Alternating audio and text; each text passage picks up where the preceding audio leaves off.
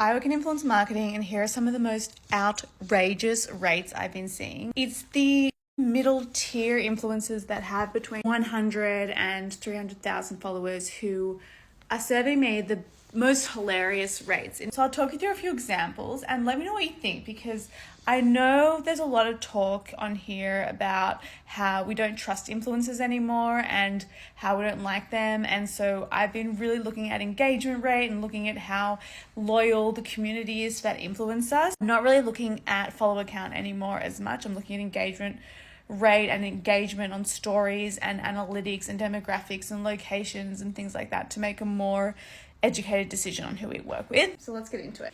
Influencer number 1 has 125,000 followers. She has an engagement rate of 2.8%. So that's pretty good. The average engagement rate is between 1 to 3%. But because it's so competitive now and because there's a lack of trust and there's a bit of a shift happening in the industry, I'm really looking at engagement rate. So I really think that anything above 2% is good. Anything below is weak.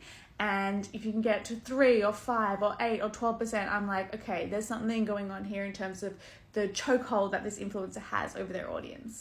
So this person came back and said for one reel and one story set, it's $7,000.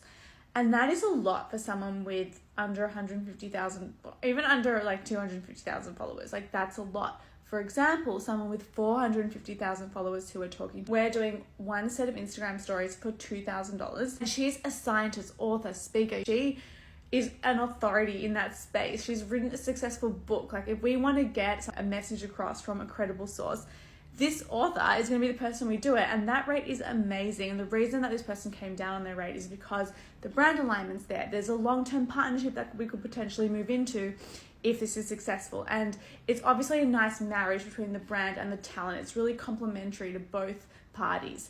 So when I get these rates of like $7,000 or really high rates, I call it the FU rate, where it's like, I don't really want to work with you, so I'm going to give you my top rate. That's fine. It's always good to have that. And I think people should have high rates so that they don't